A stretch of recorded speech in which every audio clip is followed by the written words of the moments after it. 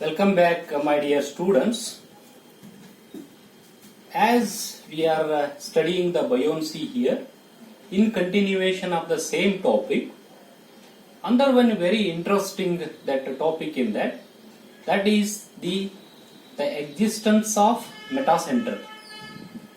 What is this? The existence of metacenter. It is one center or a point invisible. It is not visible, but it is existing. But this metacenter as well as metacentric height, that is very important to build the ship here. So therefore, now we will study what we mean by that metacenter and metacentric height here. So what is this one now? See here, just I will take one body here. So this is a body, this is a floating body. So in this floating body, slightly it is that some portion of the body, it is in the liquid. This is the level of the liquid, how we can represent here.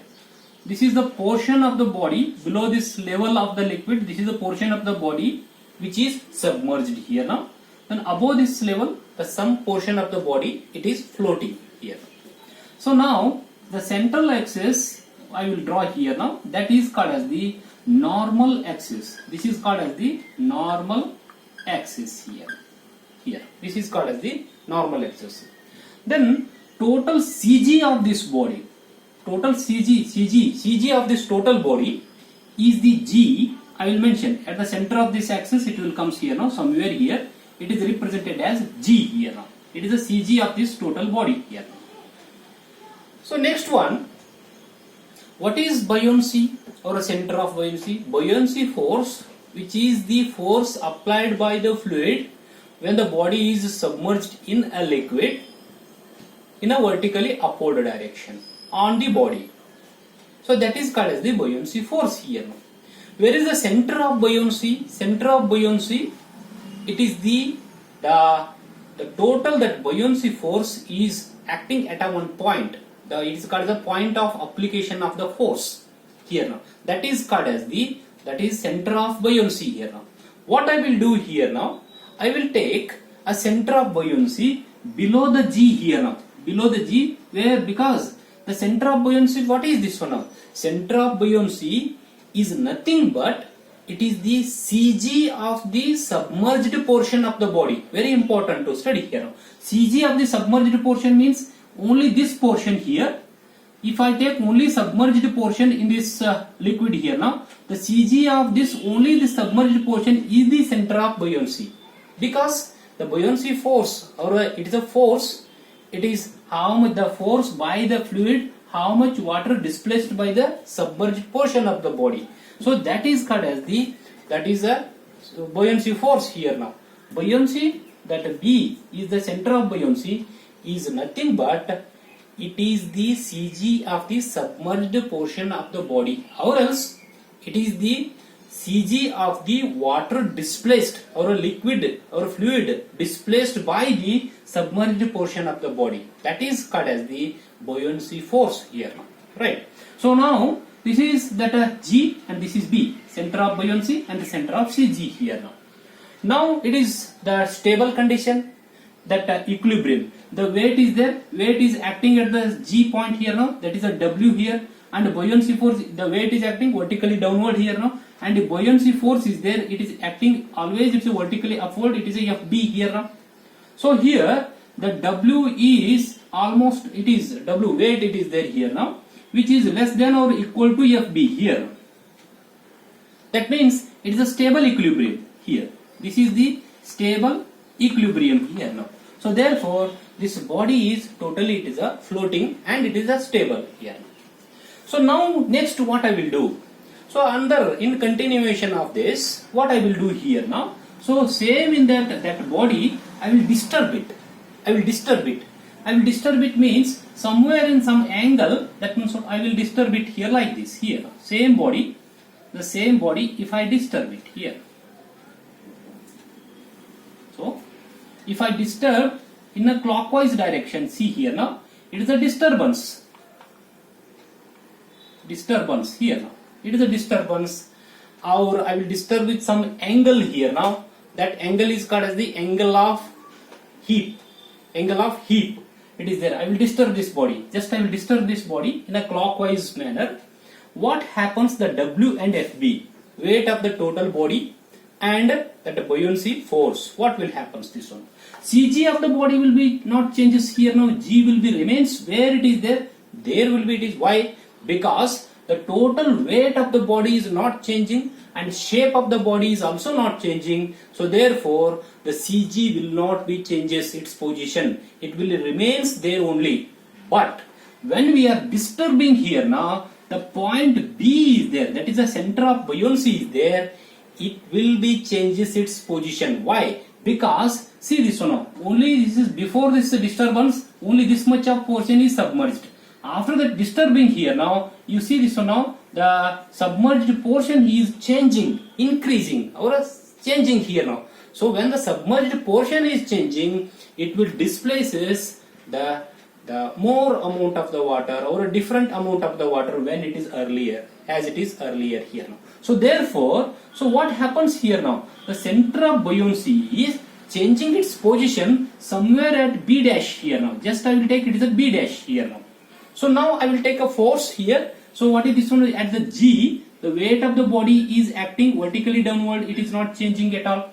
And next at this B dash, the center of the buoyancy, at the center of the buoyancy B dash, now new center of buoyancy, that is a B dash. Here that buoyancy force FB is acting. FB dash, what you call here now. So now what happens here now? So now what is happening here now? So this is a force G is acting like this here, and this FB is there, it is acting like this.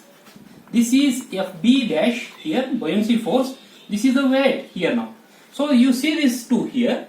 These two are parallel forces and these two will constitute a couple in anti-clockwise direction. See this one, like this. Like this, these two forces, parallel forces will constitute a couple in anti-clockwise direction. What is our disturbance here now? Disturbance, it is in clockwise. So therefore, even though after disturbance here now, this body will be retained back. Why it will return back? The opposite, the couple that is constituted by this W and FB, that is a buoyancy force, will takes place. That's why body will remains back in position here now. That's why when the ship it is there, when the ship is just it is a tilting here, ship is starts tilting in that when it is moving or when it is in the stable also in the liquid, what happens? It will retain back its position. When it will retain back its position means what? It is under the equilibrium. It is under the stable equilibrium here now. That meaning is what here now? That is that constituted couple by this buoyancy force is, it is opposite to the disturbance what it is, external disturbance what it is created here now. Then body is under equilibrium.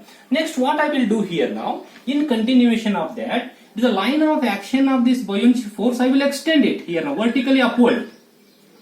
Line of this action of this buoyancy force I will extend it in a upward direction here now. It will cut the normal axis at a point.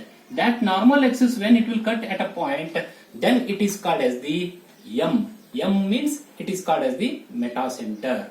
When the body is floating, the disturbance is applied on the body, then that the line of action of the buoyancy force will, that is cut that normal axis at a point. That point is called as the metacenter here now. This is M is called as the metacenter here now.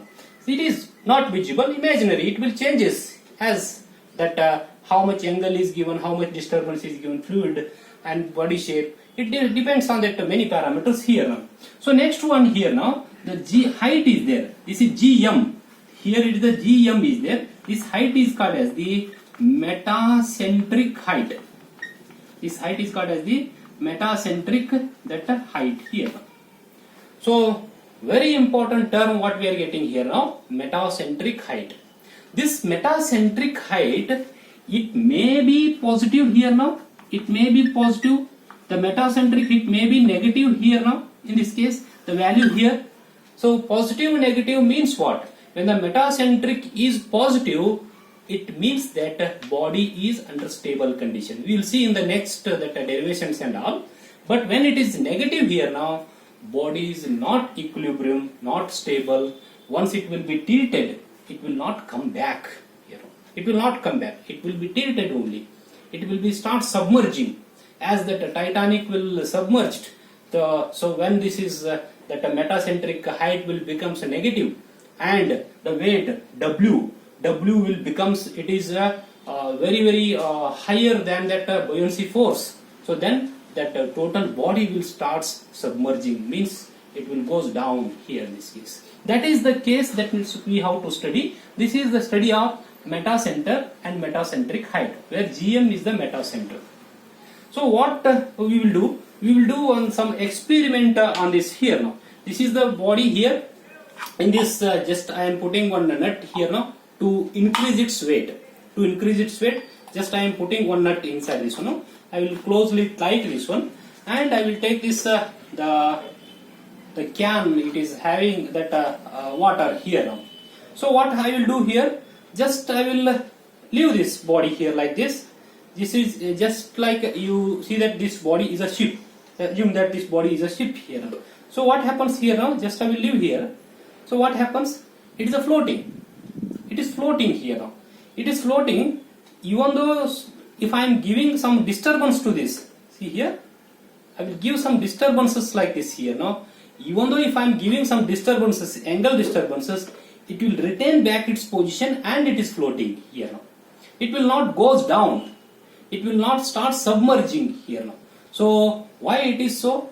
Because that metacenter is there, metacentric height it is there, it is a positive, and weight of the body, it is less than the buoyancy force it is applied by that liquid here now. So therefore metacentric height means what here now? So when it is disturbance is given, that when that the line of action of the buoyancy force will cut that normal axis of this body, that point is cut as the metacenter here now. This is how we are understanding the metacenter and its metacentric height here now. So in the next video lecture, my dear friends, we will see how to calculate this metacentric height here now. There are two ways are there to calculate the metacentric height. One is a analytical method, means by the mathematics here we can derive that formula to find out that metacentric height, and another one is experimental method. So we can find out the metacentric height in the laboratories. You will see in the next video lecture.